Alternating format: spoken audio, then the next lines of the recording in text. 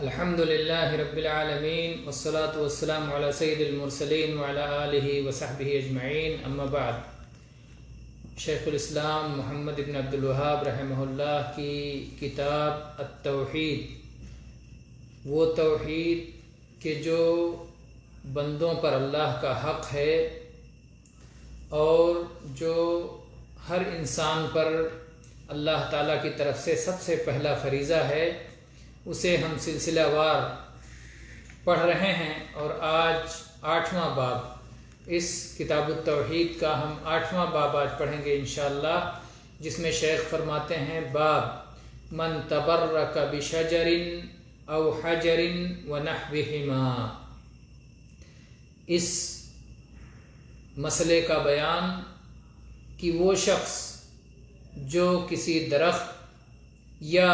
کسی پتھر یا اس طرح کی کسی اور چیز سے برکت تلاش کرے تو اس کا کیا مسئلہ ہے۔ شیخ نے وہ حکم نہیں ذکر کیا، گویا یہ بتانا چاہتے ہیں شیخ آگے کے دلائل میں کہ واضح ہو جائے گا کہ تبرک کا مسئلہ کیا ہے۔ ایک طالب علم، ایک قاری اس کتاب کا پڑھ کر کے ہی آگے کے دلائل وہ تبرک لینے کا جواب جان جائے کہ یہ بھی توحید کے مخالف اعمال میں سے ہے، یہ بھی شرکیہ اعمال میں سے ہے۔ کسی درخت سے یا کسی پتھر سے یا کسی قبر سے یا کسی مقام سے، کسی جگہ سے، کسی کنویں سے، کسی چشمے سے، ان ساری چیزوں سے تبرک لینا، یہ سب غیر شرعی امور میں سے ہے، بلکہ توحید کے خلاف امور میں سے ہے۔ وقول اللہ تعالی، اور اللہ تبارک و تعالیٰ کا یہ قول جو سورہ نجم کی آیات میں 19 سے لے کر 23 نمبر آیت تک اللہ تعالیٰ نے فرمایا افرأیتم اللات والعزى ومناة الثالثة الأخرى ألکم الذکر وله الأنثى تلك إذن قسمة ضیزى إن هي إلا أسماء سميتموها أنتم وآباؤكم ما أنزل الله بها من سلطان إن يتبعون إلا الظن وما تهوى الأنفس وَلَقَدْ جَاءَهُم مِّن رَّبِّهِمُ الْهُدَىٰ۔ اللہ تعالیٰ نے ان آیات میں کفار مکہ کو مخاطب کرتے ہوئے فرمایا کہ مجھے بتاؤ یہ لات، یہ عزیٰ، یہ منات جو تیسرا ہے اور سب سے زیادہ بے حیثیت اور کم حیثیت ہے، تو سب کے سب یہ مقام و مرتبے میں سب دور ہیں، جن کو جو انسانوں سے بھی گرے ہوئے ہیں، لیکن تم نے انہیں انسانوں کا معبود بنا رکھا ہے۔ اور یہ بتاؤ کہ تم نے ان کو اللہ اور اپنے بیچ میں واسطہ بنا رکھا ہے اور انہیں سب کو مؤنث بنایا ہے، گویا اللہ اور اپنے بیچ کا واسطہ کو تم نے مؤنث بنایا ہے۔ الکم الذکر وَلَهُ الْأُنثىٰ، یعنی اپنے لیے تو بیٹوں کو پسند کرتے ہو، اور اللہ تبارک و تعالیٰ کے لیے جب کسی کو واسطہ بناتے ہو تو اس کے لیے مؤنث کو پسند کرتے ہو۔ یہ تو عجیب ظالمانہ تقسیم ہے، یہ تو وہ تقسیم نہیں ہے جس پہ کوئی راضی ہو جائے۔ لات، عزیٰ، منات، یہ مکہ والوں کے، جاہلیت کے لوگوں کے 3 مشہور بت تھے۔ لات کے بارے میں یہ امام بخاری نے ذکر کیا ہے کہ یہ ایک شخص تھا جو حاجیوں کو ستو گھول کے پلایا کرتا تھا۔ ایک چٹان کے پاس بیٹھتا تھا، ستو گھولتا تھا، گھی اور ستو، اور حاجیوں کو پلاتا تھا۔ جب اس کی وفات ہو گئی تو اس کی وجہ سے اس چٹان سے تبرک لینے لگے، یا بعض روایات کے مطابق اس شخص کی اسی کے قریب قبر بنائی گئی تو اس کے قبر سے تبرک لینے لگے اور اس چٹان سے تبرک لینے لگے۔ تو بہرحال کوئی ایسے ہی فتنہ آتا ہے شرک کا، کبھی قبر سے اور کبھی صاحب قبر کے آثار سے، وہ جہاں بیٹھا، اس کا قدم پڑا، وہ یہاں مجلس ہوئی، وغیرہ وغیرہ، تو اس سے لوگ برکت حاصل کرتے ہیں، برکت لینے کی کوشش کرتے ہیں۔ تو جو شخص ان چیزوں سے برکت لے، اللہ تعالیٰ نے کیا فرمایا ان کے بارے میں؟ اور اسی طرح سے عزا اور منات کا مسئلہ ہے۔ عزا عزیز سے مشتق، عزیز اللہ کا نام ہے، اس سے عزا بنا لیا، اور منان اللہ کا نام ہے، اس سے منات بنا لیا، اور اللہ سے اللات بنا لیا۔ تو اس طرح سے اللہ کے ناموں سے اپنے طرف سے نام بنا لیا۔ اللہ نے فرمایا ان ہی الا اسماء سمیتموها انتم وآباؤکم ما انزل اللہ بها من سلطان، یہ تو چند ایسے نام ہیں جو تم نے خود اپنی طرف سے گڑھ لیے ہیں، تمہارے باپ دادا نے گڑھ لیے ہیں، اللہ تعالیٰ نے اس کی کوئی دلیل نہیں نازل فرمائی ہے۔ ان یتبعون الا الظن وما تهوى الانفس، یہ لوگ صرف وہم و گمان کے پیچھے بھاگ رہے ہیں، اپنی خواہشات نفس کے پیچھے بھاگ رہے ہیں۔ وَلَقَدْ جَاءَهُم مِّن رَّبِّهِمُ الْهُدَىٰ، جبکہ ان کے رب کی طرف سے ان کے پاس ہدایت آ چکی ہے، قرآن پاک آ گئی ہے۔ اس سے پہلے اللہ تعالیٰ نے اپنے نبیوں کے ذریعے سے اپنی کتابیں نازل فرمائی۔ تو اللہ تعالیٰ ہمیشہ علم صحیح کو وحی کے ذریعے سے اپنے رسولوں اور نبیوں کے ذریعے سے بندوں کے پاس بھیجتا رہا ہے۔ اس وحی کو چھوڑ کر، آسمانی علم کو چھوڑ کر، جو لوگ اپنی طرف سے اپنے وہم و گمان کے پیچھے، اپنے رائے، اپنے قیاس، اپنے خیالات، اپنے تصورات کے پیچھے بھاگتے ہیں تو گمراہی کا شکار ہو جاتے ہیں۔ تو یہاں پر یہ لوگ جو ہے، یہ لات کا مسئلہ آپ نے سنا، عزا اور منات۔ عزا جو ہے یہ ایک درخت کے قریب، بلکہ ایک یہ درخت تھا، عزا مکہ اور طائف کے بیچ میں ایک درخت تھا جس کی تعظیم کیا کرتے تھے قریش کے لوگ، اور اسی کا نعرہ لگایا تھا ابو سفیان نے غزوہ احد کے موقع پر، اور کہا تھا لنا عزا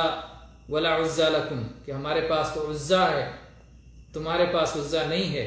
تو اللہ کے نبی صلی اللہ علیہ وسلم نے اس کا جواب دینے کے لیے صحابہ سے کہا تھا کہو اللہ مولانا ولا مولا لکم، کہ ہمارا مالک و مولا، ہمارا آقا اللہ ہے، اللہ تمہارا آقا نہیں ہے، تمہارا مالک نہیں ہے، تم تو اس کے ساتھ شرک کرتے ہو۔ اللہ اپنے موحد بندوں کو پسند فرماتا ہے۔ تو پھر یہ درخت عزا، جس مقام کو یہ عزا کہتے تھے، کھجور کا باغ، اور اسی طرح سے وہاں کچھ ببول کے بھی درخت تھے۔ نبی کریم صلی اللہ علیہ وسلم نے فتح مکہ کے بعد خالد بن ولید رضی اللہ عنہ کو بھیجا تھا کہ جا کے اس درخت کو کاٹ دیں اور اس کے قریب میں جو مکان بنایا گیا ہے اسے ڈھا دیں۔ تو یہ ان کے اسی طرح سے منات کا مسئلہ ہے کہ مکہ مدینہ کے درمیان یہ بت تھا، اور یہاں پر بہت زیادہ وہ لوگ اس پہ چڑھاوے چڑھاتے تھے اور اس پہ ذبیحے قربان کرتے تھے۔ اسی لیے کہتے ہیں کہ اس کا منات جو نام پڑا تھا کیونکہ اس کے پاس بہت زیادہ خون بہایا جاتا تھا۔ بہرحال اللہ تعالیٰ نے ان 3 طرح کے بتوں کا ذکر کیا، جس میں لات کا جو ذکر ہے کہ وہ اس کی قبر کے پاس بیٹھ کر کے وہاں تبرک لینے لگے تھے۔ تو جو لوگ قبروں سے تبرک لیتے ہیں ان کی مثال لات کی ہو گئی، جو درختوں سے تبرک لیتے ہیں ان کی مثال عزا کی ہو گئی، اور جو مورتیوں سے تبرک لیتے ہیں ان کی مثال منات کی ہو گئی۔ تو اس طرح سے جو لوگ ان استھانوں کی اور ان بتوں کی اور درختوں سے اور اسی طرح سے قبے اور مزارات سے، درگاہوں سے جو لوگ تبرک لیا کرتے ہیں ان کی یہی مثال ہو گئی۔ اس کے ذریعے بتایا گیا کہ یہ سب شرکیہ امور ہیں اور یہ سب جاہلیت کے طریقے ہیں، ایک کفار کے طریقے ہیں، نبی کریم صلی اللہ علیہ وسلم جس کی مخالفت کے لیے مبعوث فرمائے گئے تھے۔ اس کے بعد میں شیخ الاسلام محمد ابن عبد الوہاب رحمہ اللہ نے یہ حدیث ذکر کی ابو واقد لیثی رضی اللہ عنہ کی۔ وہ کہتے ہیں کہ ہم رسول اللہ صلی اللہ علیہ وسلم کے ساتھ مقام حنین کی طرف نکلے، اور ابھی ہم کفر سے جلد ہی اسلام کی طرف آئے تھے، ابھی ہم نے جلد ہی اسلام قبول کیا تھا، کفر سے نکل کے آئے تھے۔ یہ کہنا اس طرح چاہتے ہیں کہ آگے جس غلطی کا بیان ہو رہا ہے، جس شرک میں پڑھنے کا بیان ہو رہا ہے، اس غلطی میں نہ پڑتے اگر زیادہ دنوں سے توحید کے ماحول میں رہتے۔ چونکہ شرکیہ ماحول میں تھے اس لیے توحید کو قبول بھی کیا، تو پھر اسی انداز کی باتیں جو بقیہ تھا ان کے پاس میں، اسی انداز کی باتیں کرنے لگے۔ تو کہتے ہیں کہ ہم ابھی کفر سے توبہ کر کے جلد ہی اسلام میں آئے تھے، اور مشرکوں کے پاس ایک درخت ہوا کرتا تھا، بیری کا درخت، جس کے پاس وہ لوگ بیٹھا کرتے تھے برکت کی خاطر، وہاں رکا کرتے تھے، اور اس درخت کی شاخوں پر اپنے ہتھیار لٹکایا کرتے تھے، اور اسے ذات انوات کہتے ہیں۔ انوات یہ نوت کی جمع ہے۔ نوت کے معنی ہوتا ہے تعلق جوڑنا اور لٹکانا، تو چونکہ اس پر بہت زیادہ ہتھیار لٹکائے جاتے تھے برکت کی خاطر، اسی لیے اس کا نام پڑ گیا ذات انوات۔ تو کہتے ہیں کہ ہم لوگوں کا، یعنی نبی صلی اللہ علیہ وسلم اور آپ کے صحابہ کا، حنین کی طرف جاتے ہوئے گزر ہوا ایک بیری کے درخت کے پاس سے، تو ہم نے بھی رسول اللہ صلی اللہ علیہ وسلم سے مطالبہ کیا، اجعل لنا ذات انواط کما لہم ذات انواط، اے اللہ کے نبی صلی اللہ علیہ وسلم ہمارے لیے بھی ایک درخت متعین کر دیجئے جس پہ ہم اپنے ہتھیاروں کو لٹکا کر کے برکت حاصل کیا کریں۔ جیسے مشرکین کے پاس درخت ہیں تبرک لینے کے لیے، تو ہمارے پاس بھی ویسے کر دیجئے، جیسا کہ آج بہت سارے لوگوں کا خیال ہوتا ہے۔ مسلمان ہیں، کہتے ہیں عیسیٰ علیہ السلام کے ماننے والے ان کا برتھ ڈے مناتے ہیں، ہم کیوں میلاد نہ منائیں؟ رام جی کے ماننے والے ان کا جنم دن مناتے ہیں، ہم نبی صلی اللہ علیہ وسلم کا میلاد کیوں نہ منائیں؟ تو یہ جو کاپی کرنے کی سوچ ہے، نقالی کرنے کی سوچ ہے، پیچھے چلنے کی سوچ ہے، یہ سوچ کو اللہ کے نبی صلی اللہ علیہ وسلم نے ختم کیا کہ نہیں، ہم ان کی کاپی نہیں کرتے، بلکہ اللہ نے جو دین نازل فرمایا ہے اس دین کے مطابق ہم چلتے ہیں۔ تو اللہ کے نبی کریم صلی اللہ علیہ وسلم سے جب ان لوگوں نے مطالبہ کیا کہ اللہ کے نبی ہمارے لیے بھی اسی طرح درخت متعین کر دیجئے جیسے کفار کے پاس تبرک کے لیے درخت ہیں، تو اللہ کے نبی صلی اللہ علیہ وسلم فرمایا اللہ اکبر۔ تعجب کے موقع پر جو ہے اللہ کے نبی صلی اللہ علیہ وسلم اللہ کی بڑائی و کبریائی کا اعلان کیا کرتے تھے، اللہ اکبر، اللہ سب سے بڑا ہے۔ انہا السنن، یہ تو طریقے ہیں، یہ راستے ہیں۔ قلتم والذی نفسی بیدہ کما قالت بنو اسرائیل لموسیٰ، اس ذات کی قسم جس کے ہاتھ میں میری جان ہے، تم نے وہی بات کہی ہے جیسے بنو اسرائیل نے موسیٰ علیہ السلام سے کہا تھا اجعل لنا الہا کما لہم آلہہ، ہمارے لیے بھی ویسے ہی معبود مقرر کر دیجئے جیسے کہ ہماری دشمن قوم کے پاس معبود ہیں، ان کے جس طرح معبود ہیں ان کے پاس، ویسے ہمارے لیے بھی معبود مقرر کر دیجئے۔ تو موسیٰ علیہ السلام نے جواب دیا انکم قوم تجہلون، کہ تم جہالت والی باتیں کرتے ہو، تم جاہل لوگ ہو، کیسی نادانی کی باتیں کرتے ہو، تمہارے درمیان اللہ کا نبی ہے جو اللہ کی جانب سے توحید کا علم لے کے آیا ہے، اس علم کے ہونے کے باوجود جہالت کی باتیں کرتے ہو اور جھوٹے معبودوں کی تلاش میں رہتے ہو، جبکہ معبود برحق کی تمہیں پہچان تمہارے نبی کے واسطے سے ہو گئی ہے۔ پھر اللہ کے نبی صلی اللہ علیہ وسلم نے پیشین گوئی فرمائی لَتَرْكَبُنَّ سُنَنَ مَنْ كَانَ قَبْلَكُمْ، کہ یقیناً تم لوگ اپنے سے پہلے کے لوگوں کے راستوں پر چلو گے، جس طرح سے بنو اسرائیل نے کہا تھا۔ زیادہ زمانہ نہیں ہوا، نبی صلی اللہ علیہ وسلم کے زمانے ہی میں بعض لوگوں نے مطالبہ کر لیا کہ ہمارے لیے بھی تبرک کے لیے درخت متعین کر دیجئے۔ تو آج جب کہ نبی کریم صلی اللہ علیہ وسلم کے زمانے سے اتنا زمانہ طویل ہو گیا ہے، اتنی دوری ہو گئی ہے، اور علم سے لوگ اس قدر دور ہیں، قرآن کو نہیں سمجھتے، اور اسی طرح سے نبی صلی اللہ علیہ وسلم کی احادیث کو نہ پڑھتے ہیں نہ سمجھتے ہیں، تو ان سے کیا بعید ہے کہ وہ لوگ اس سے بڑے بڑے غلط کام کریں جو کہ کھلم کھلا شرک اور کھلم کھلا کفر ہیں۔ چنانچہ آج ہمارے دلوں میں کفر اور شرک کا خوف زیادہ ہونا چاہیے، کیونکہ جب صحابہ کے زمانے میں بھی بعض لوگ جو نئے مسلمان ہوئے، نبی صلی اللہ علیہ وسلم ان کے درمیان موجود تھے، اس کے باوجود انہوں نے ایسا مطالبہ کر دیا جس مطالبے کو نبی صلی اللہ علیہ وسلم نے فرمایا کہ یہ تو بالکل مشرکانہ مطالبہ ہے، یہ تو بالکل بنو اسرائیل کے مطالبے کی طرح ہے کہ انہوں نے جیسے معبود مانگے تھے کہ ہمارے لیے بھی معبود مقرر کر دیجئے، جیسا کہ ہمارے دشمنوں کفار اور مشرکین کے پاس معبود ہیں، تو آپ نے پیشین گوئی کی کہ اس امت میں بھی ایسے لوگ پیدا ہوں گے جو کہ پچھلے لوگوں کے بنی اسرائیل کے یہود و نصارہ کے راستے پر چلیں گے۔ تو بہرحال یہ باب بہت اہم باب ہے اور اس میں بہت سارے مسائل معلوم ہوتے ہیں۔ اگر ہم آپ دیکھیں کہ شیخ نے کس کس طرح کے مسائل ذکر کیے ہیں، بتایا کہ اس میں سورہ نجم کی آیت کی تفسیر ہو گئی، اور ان لوگوں نے کیا مطالبہ کیا تھا؟ صحابہ کرام نے صرف کہا تھا کہ اللہ کے نبی ہمارے لیے درخت متعین کر دیجئے جس سے ہم تبرک لیں، کیا نہیں تھا کہ تبرک لینے لگے۔ اس کے باوجود اللہ کے نبی کریم صلی اللہ علیہ وسلم نے ان کے اس عمل کو کیا کہا کہ تم نے بالکل بنی اسرائیل کی طرح مطالبہ کیا ہے، اور انہوں نے اس عمل کے ذریعے سے اللہ کا تقرب مراد لیا تھا۔ وہ یہ سمجھتے تھے کہ اللہ تبارک و تعالیٰ کو یہ بات پسند ہے۔ اسی طرح سے یہاں یہ بات غور کرنے کی ہے کہ جب انہیں یہ مسئلہ سمجھ میں نہیں آیا تو دوسرے لوگ بدرجہ اولا اس لائق ہوں گے کہ جو یہ مسئلہ نہ سمجھ سکیں، اور صحابہ کرام کے پاس وہ نیکیاں اور مغفرت کا وہ وعدہ ہے جو دوسروں کے پاس نہیں ہے، اور نبی کریم صلی اللہ علیہ وسلم نے اس کے باوجود انہیں معذور نہیں گردانا بلکہ ان پر رد کیا اور فرمایا اللہ اکبر انہا السنن، اللہ اکبر، یہ طریقے ہیں، یہ راستے ہیں، اور تم اپنے پہلے کے لوگوں کے طریقوں پر چلو گے۔ تو اس طرح سے آپ نے تکبیر کہہ کر کے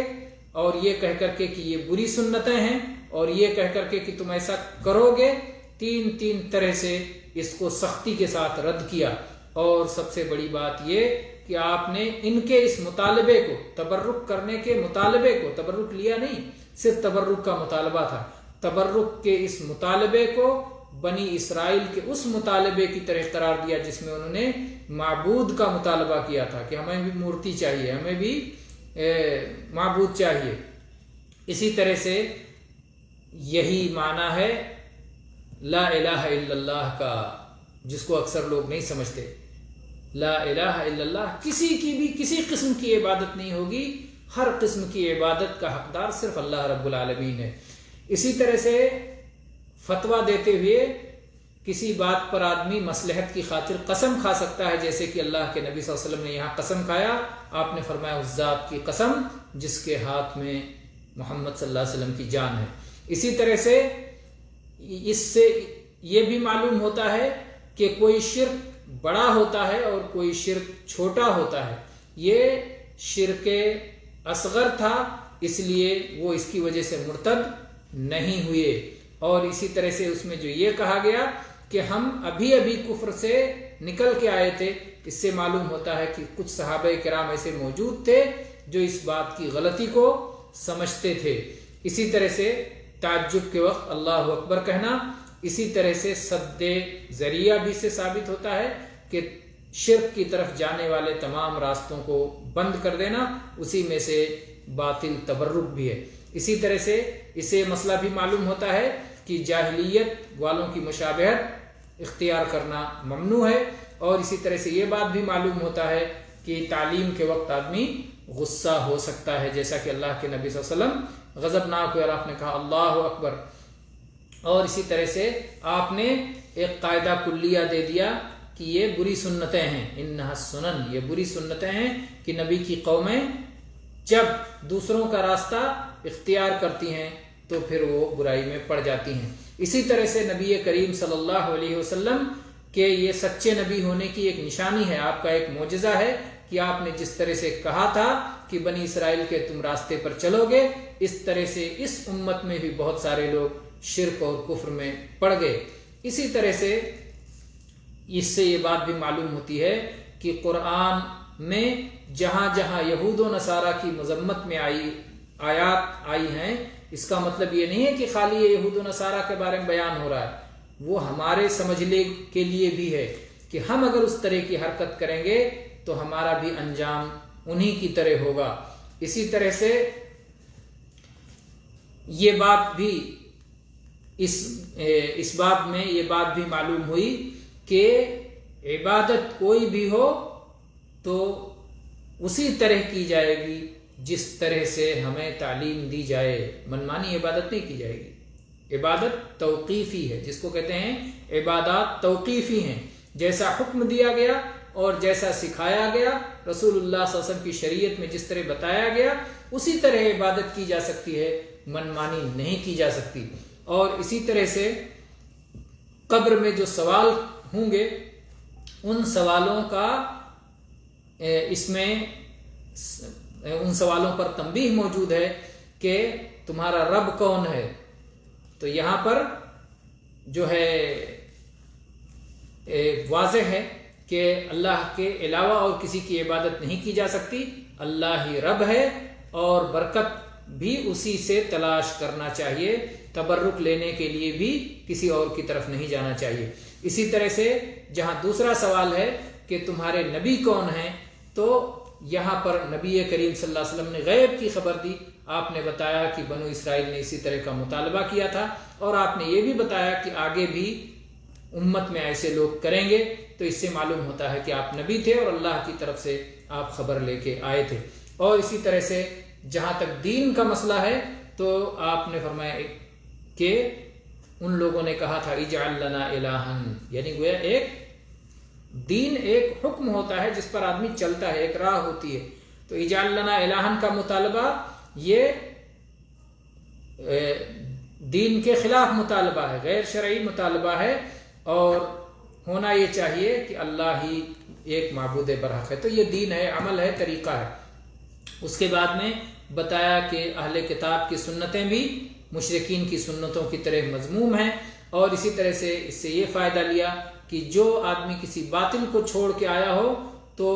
اس کے دل میں پرانی چیزیں باقی رہتی ہیں، جیسے کہ کہا کہ ہم ابھی نکل کے آئے تھے۔ تو اس طرح سے اس میں بہت سارے لوگ جو اس بات کے قائل ہیں کہ نیک لوگوں کے آثار سے تبرک لینا جائز ہے، تو یہ بات درست نہیں ہے۔ تبرک کا مسئلہ نبی کریم صلی اللہ علیہ وسلم کے ساتھ خاص تھا، آپ کے آثار سے خاص تھا۔